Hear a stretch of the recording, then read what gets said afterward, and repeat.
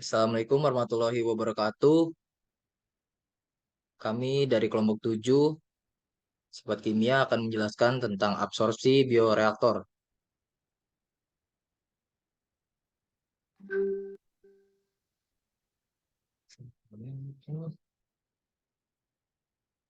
Kami dari kelompok 7 beranggotakan Nur Akmal Fahmi dari NPM dengan NPM 66, Saniatun Wilda dengan NPM 14, Putri Nur Hasanah dengan NPM 34, Angelita Santi Sinaga dengan NPM 47. Outline-nya ada sifat kimia, cara mengkarakterisasi sifat alat, proses uji, dan lain-lain, material keramik yang digunakan di bioreaktor dan bersifat absorpsi.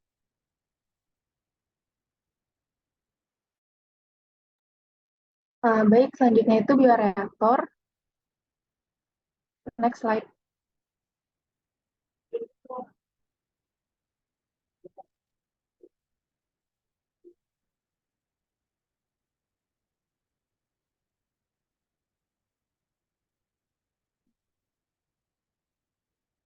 Di sini bioreaktor merupakan sebuah sistem atau peralatan yang berkaitan dengan biologis yang dapat menunjang terjadinya reaksi biokimia dari bahan mentah menjadi bahan yang diinginkan.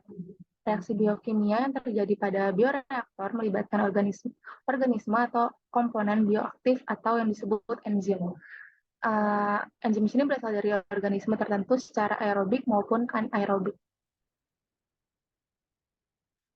Next slide.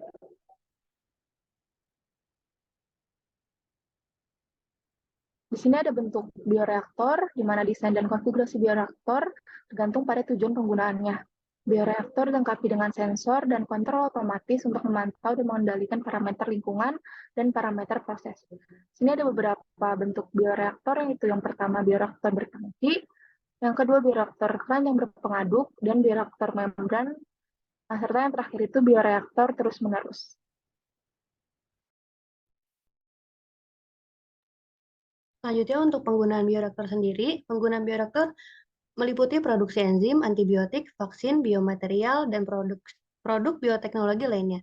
Selain itu, bioreaktor juga digunakan dalam penelitian dan pengembangan ilmiah untuk mempelajari sifat-sifat mikroorganisme, menghasilkan bahan baku untuk penelitian, serta penyediaan model sistem biologis untuk memahami dan mempelajari proses-proses biologis. Untuk material keramik bioreaktor dan bersifat absorpsi, keramik berpori dapat digunakan sebagai media penahan atau pembawa bagi mikroorganisme atau menempel pada permukaan rongga keramik sehingga meningkatkan efisiensi reaksi biokimia. Keramik berpori memiliki struktur mikroskopis dan dapat berfungsi sebagai penyerap zat-zat tertentu dalam larutan seperti zat organik, logam berat, sama polutan. Pori-pori keramik dapat menyerap molekul-molekul dan mengurangi konsentrasi dalam larutan, sehingga memperbaiki kualitas air atau larutan yang terlibat dalam proses bioreaktor. Di sini ada alumina berpori, salah satu contoh keramik berpori yang sering digunakan dalam aplikasi bioreaktor. Alumina berpori memiliki struktur pori yang teratur dan dapat disesuaikan dengan ukuran pori yang diinginkan. Ini memungkinkan kontrol yang baik atas absorpsi dan pembebasan zat-zat dalam bioreaktor.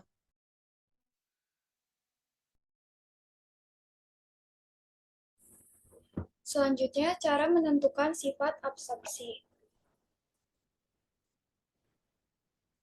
Spektrofotometri, alat yang digunakan untuk mengukur absorpsi atau transmisi cahaya oleh suatu zat dalam berbagai panjang gelombang. Pada bioreaktor, spektrofotometer digunakan untuk mengukur absorpsi atau transmisi cahaya oleh berbagai zat seperti substrat, produk, atau senyawa kimia lainnya yang terlibat dalam proses biokimia di dalam bioreaktor. Berikut video animasi dari spektrofotometri. Berikut implementasi AAS. AAS terdiri dari lampu HCl atau Hollow Cathode Lamp sebagai sumber foton atau cahaya untuk mengeksitasi elektron dalam atom. HCl ini memiliki komponen yang sama dengan unsur yang dianalisis.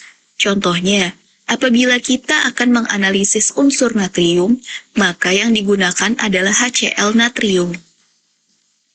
Kemudian flame system sebagai sistem atomisasi sampel. Bentuknya bisa dengan api pembakaran atau graphite furnace. Monokromator untuk memfilter cahaya hasil emisi sesuai dengan unsur yang diamati. Detektor untuk mendeteksi intensitas cahaya menjadi sinyal yang dapat dibaca. Yang terakhir adalah readout system untuk menampilkan hasil pembacaan dan perhitungan. Lalu bagaimana cara AAS bekerja? Ya, sampel dalam bentuk cair akan dihisap dan diubah menjadi aerosol. Setelah itu, aerosol akan masuk ke dalam flame system untuk atomisasi. Selanjutnya, sinar dari HCl akan ditembakkan ke atom dan terjadi proses absorpsi dan eksitasi. Energi emisi yang dihasilkan akan melewati monokromator dan detektor untuk dikalkulasi menjadi kadar unsur suatu sampel yang spesifik. Spectrum Instruments yang merupakan grup dari Perkin-Elmer adalah salah satu produsen AAS. Berikut akan ditampilkan beberapa tipe AAS lengkap dengan spesifikasi singkatnya.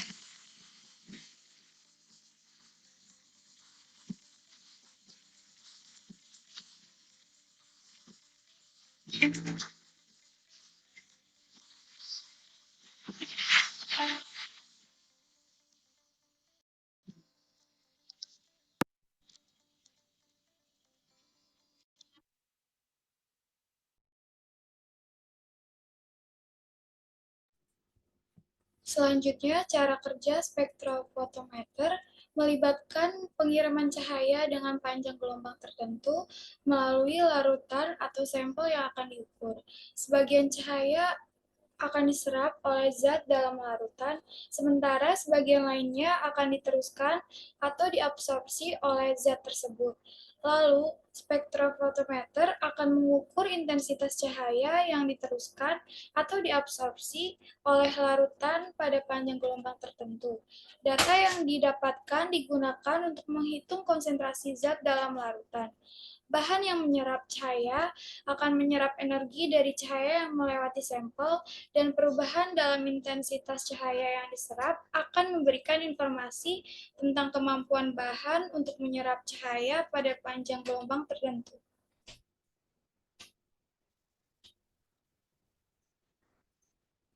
Metode absorpsi isotermal.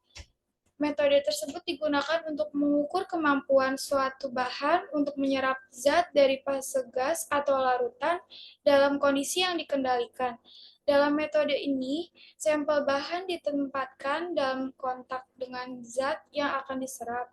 Jumlah zat tersisa dalam fase cair atau gas diukur menentukan jumlah yang diserap oleh bahan. Metode gravimetri. Metode tersebut melibatkan pengukuran perubahan berat suatu sampel sebelum dan setelah kontak dengan zat yang akan diserap. Untuk absorpsi, penyerapan zat oleh sampel akan mengakibatkan peningkatan berat sampel.